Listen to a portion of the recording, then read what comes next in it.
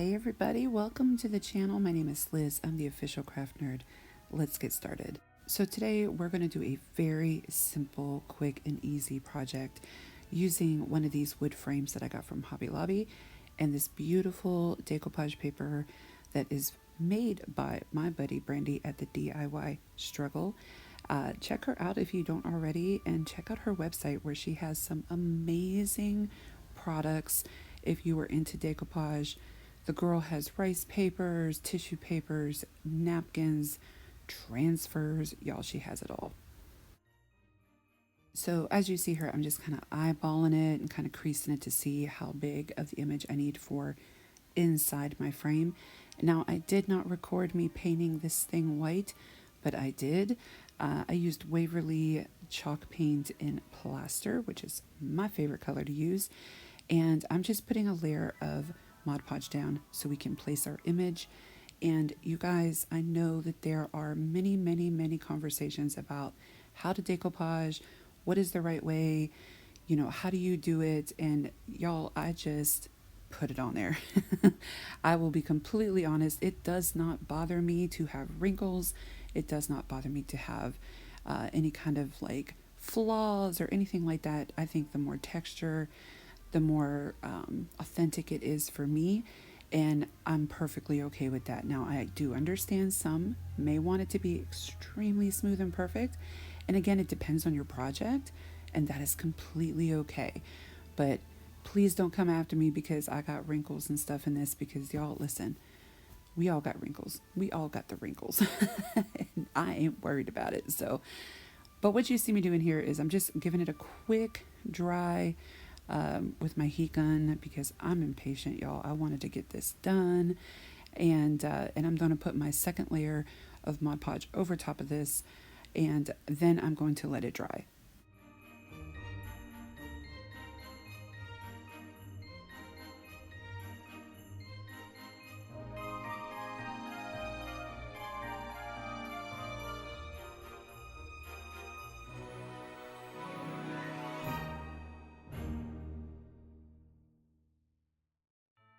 This is with it dry, and yes, full of wrinkles, and I love it.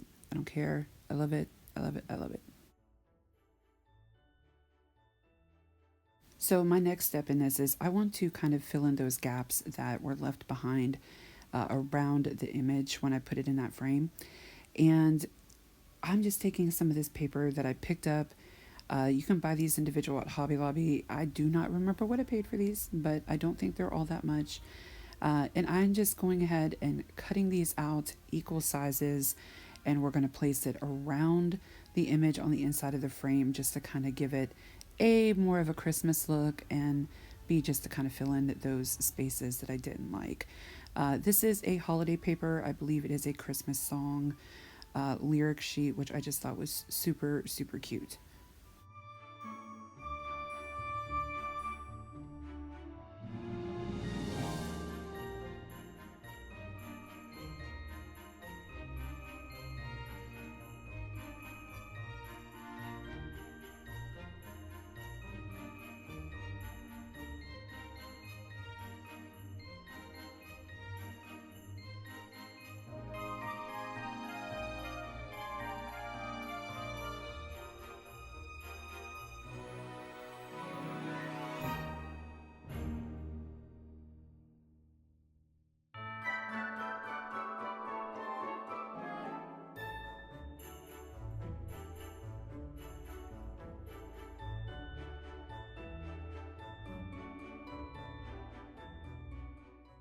So I did just go ahead and Mod Podge these down as well.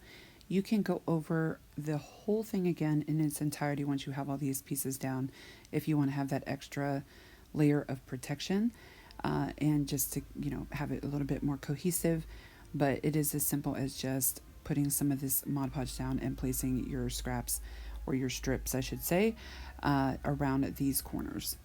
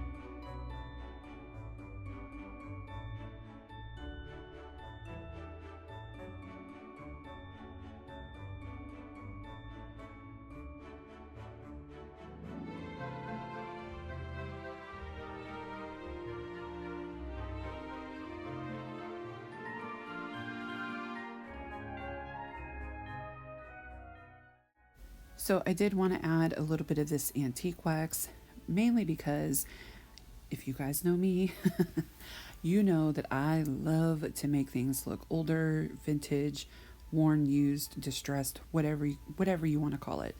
Um, it is one of my favorite things to do with all of my projects, and I use antiquing wax to do that. And I just add a little bit along the edges and kind of wipe it off. And I'll be quite honest, I didn't really care for how this looked finally, like once I had this all completely done. And what I realized was because my antiquing wax is a little old, um, and it needed to be mixed up. So it was kind of separated as far as like the oils and the paint. And if you use this, you know what I'm talking about if it sits for a while. So I had to kind of go back over it, and then it had more of a brown tint to it, which is what I wanted. But at this part, I really thought it looked a little muddy. So what I did was took my sanding block and just kind of sanded some of that off and made it a little bit more tolerable. So things happen. Not everything comes out perfect, and that's okay. So my next step is taking some of this fabric, which I absolutely adore.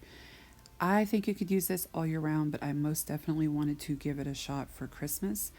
And I felt like it just really had that vintage Christmas vibe, which again, something I absolutely adore.